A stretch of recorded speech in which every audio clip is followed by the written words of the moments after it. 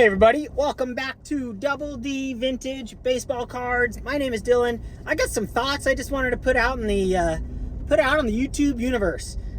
Theo Clemente Collector has been putting out these little mini videos, and he has a dealer on there, Leighton Sheldon, I think his name is. I mean, I know who he is. I just don't know if I'm saying his name right. Lou Rock, Jason, and I wanted to chime in.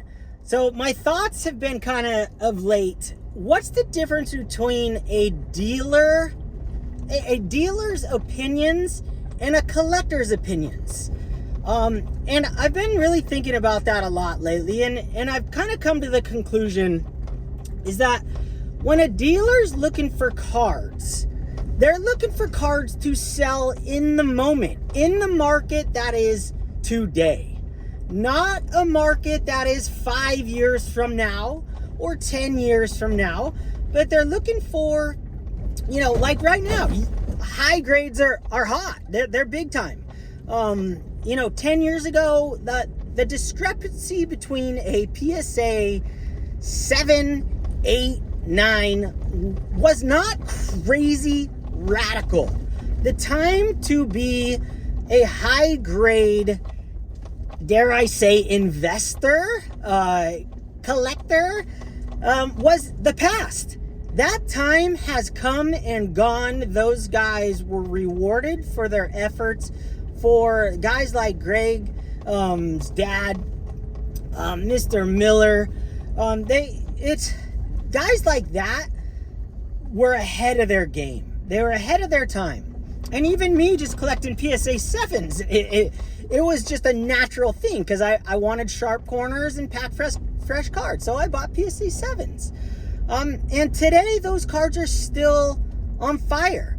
But there is a difference now, and the eyes are becoming open more and more to the fact that not all PSA 8s and 9s are created equal.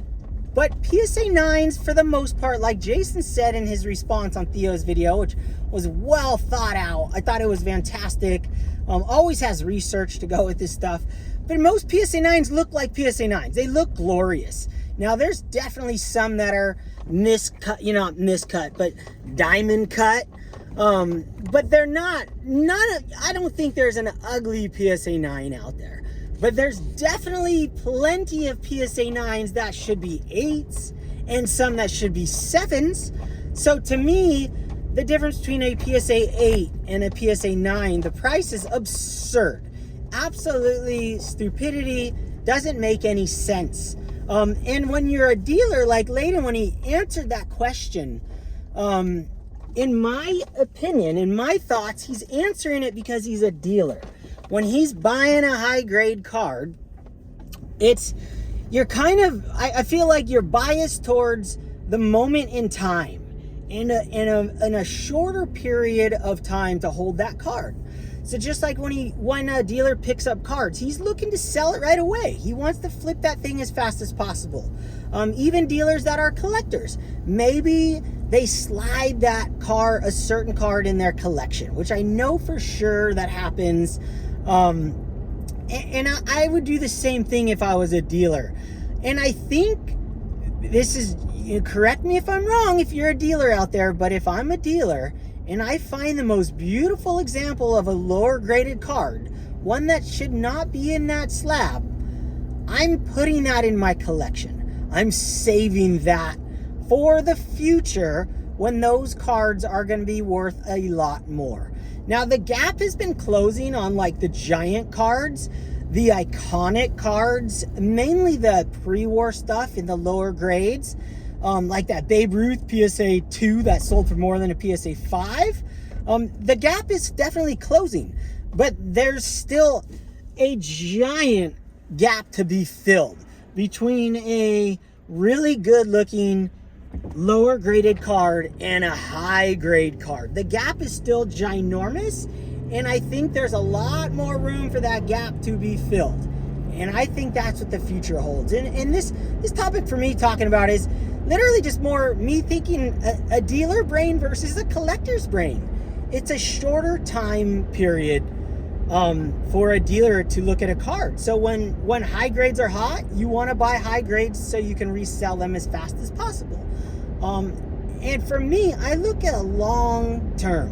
When I buy a card in my collection, I may sell it if the opportunity arises, or it doesn't come back the same as what the photos look like. I have reasons, but 95% of the cards that enter my collection are gonna be in there for 10 years plus. That's just how it is, and that's how it's always been for me. I just I wanted to get your guys' opinion as well, as I've had many discussions with dealers like George, Diamond Yard Sports Cards, and when I just think that we're all biased towards how we go about things. And when you're a dealer, you're looking for cards to sell in the moment. And when certain things are hot, you want to get them, and they're like hot potatoes, you want to sell them. And what's hot is what sells. And so for me, I buy things that, they might be hot in the moment, these low grade cards, but the gap is still massive. There's still opportunities there that I'm trying to take advantage. And I think that gap is a incredibly good looking 4 has a lot more room to grow than a PSA 9, especially on a percentage basis, and especially in a down market, in a market that it will crash one day, hopefully, and in my opinion, not for quite some time. I think we got good 5 years left in this market. Mid stage of this massive growing baseball card, sports card collectibles market. I think, side note, I think the next thing that's going to crash is Pokemon cards. I think Pokemon cards are out of control, and I think the vintage Pokemon cards are the way to go. I think the stuff they're printing now is absolutely no different than the junk wax era of baseball cards in the 90s. I think so many people are going to get completely burned, just like during the giant boom in 2023 when everything came crashing down in modern baseball cards and modern sports cards. And Pokemon crashed at the same time, and so did vintage cards. We will see that again. And I think Pokemon's going to be the next shoe to fall. I call it now. I don't know anything about Pokemon, but I know they're printing a ton of that stuff, and there's lots of base cards. And when you see people lined up at the door trying to buy every box, that's a telltale sign of a frothy market that is going to crash very hard when it comes down. So I'm that would be a scary place for my brain to be in if I was a Pokemon collector right now. I'd be going after like the 99 Pokemons, the beginning era stuff, the stuff that is truly less made, more, dare I say, a little rarer, because they didn't print as many, although they printed tons. I know I'm getting sidetracked here, but I just wanted to put that into the ether. Dealer versus collector is such a different mentality when buying cards, in my opinion. And we're biased towards each other, your own way of doing things. So dealers buying cards to sell tomorrow, collectors buying cards to sell never or way off in the future. And that's how I look at it. Anyways, thought I'd put my 2 cents in there. Hope you guys have a fantastic day. And thank you guys for listening to my thoughts. As always, these are my opinions, and my opinions can change, and my opinions are definitely not always correct. But I have fun putting them out there regardless. And I hope you guys get inspired out there by all of us putting our thoughts out there. And I hope you guys aren't influenced by guys like me. Do your own research and run it around in your own brain. Okay, thanks for listening. Shaka! I'm off for a surf. You! Cowabunga!